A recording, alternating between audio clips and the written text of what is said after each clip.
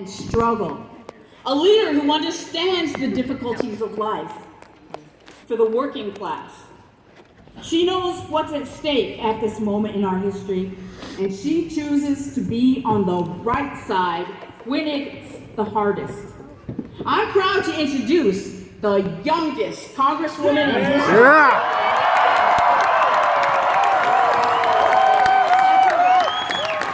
The bravest.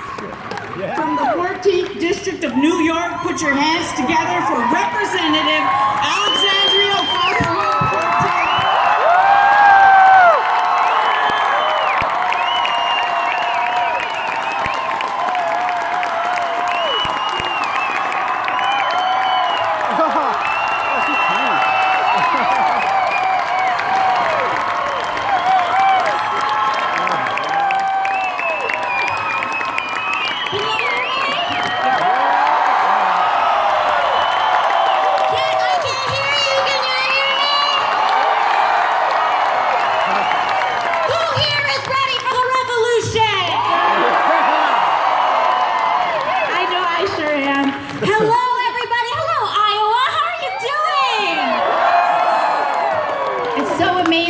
Beautiful to see all of you here. Thank you so much for coming. I love you too.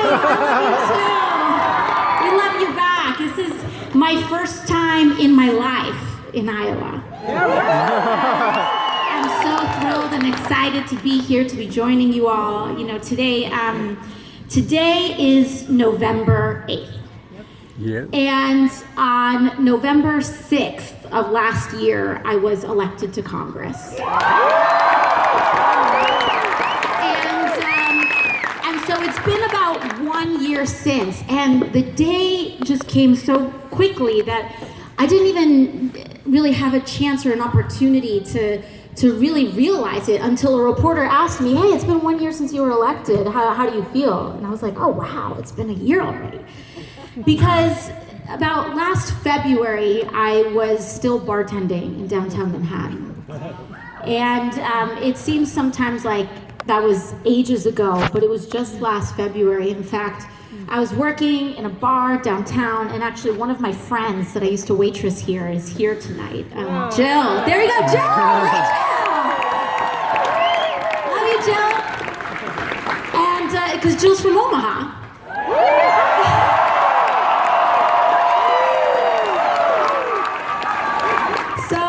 Jill and I actually spent like 4 years together side by side, slinging coffee in the morning and margaritas at night,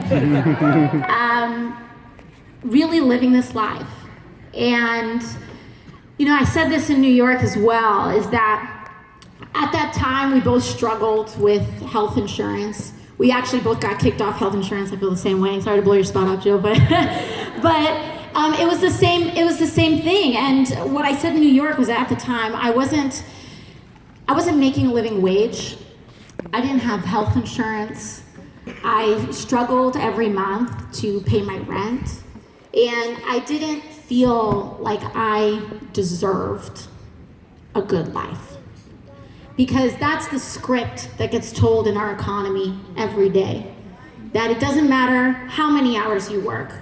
You could work 40 hours, 50 hours, 60 hours a week. Because of your wage, you don't deserve to afford your insulin. Or that you don't deserve to be able to have a car good enough that doesn't break down every other month to get from you to work and back.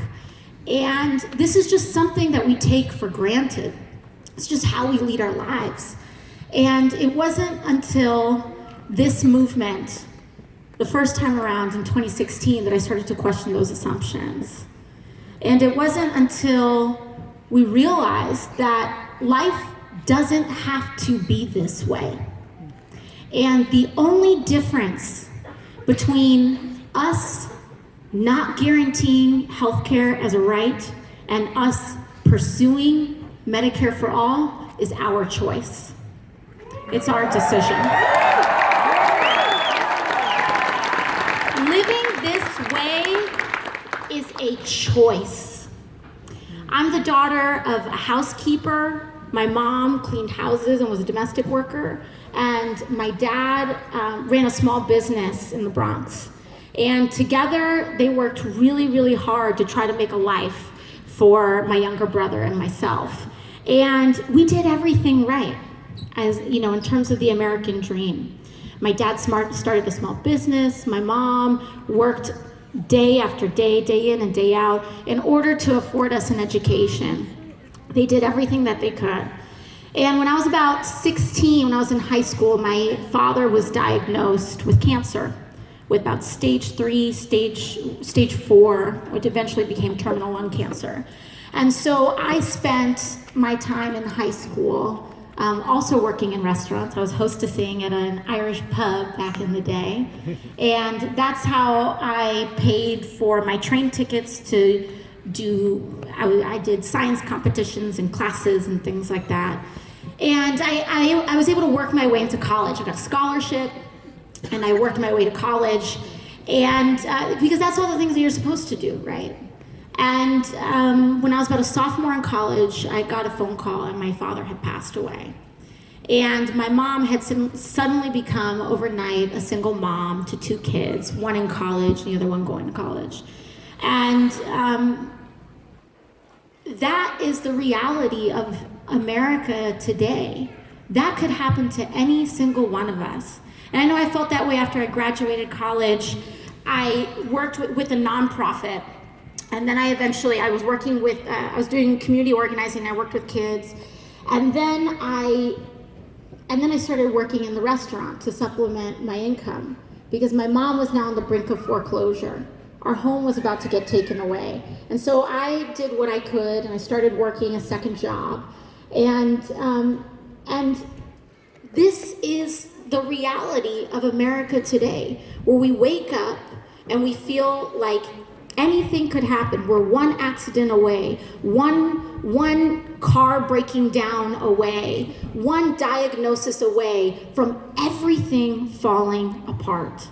And there is no reason that in the richest country in in global history, almost in global history, that we should be living like this.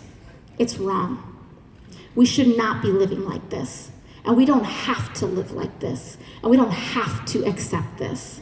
Because in the wealthiest nation in the world, we can choose to become an advanced society. Yeah! And I think that at the core, that's the decision that we need to make this year, now, today. Is what is the difference between here, what is the distance between here and there? What is the distance between what we have today and an America that guarantees healthcare, education, and housing as human rights? Yeah! Because the thing is that none of this is an accident, okay? None of this is an accident. Climate change is not an accident. People passing away because they can't afford their insulin is not an accident. Millions of Americans that go without insurance, that is not an accident.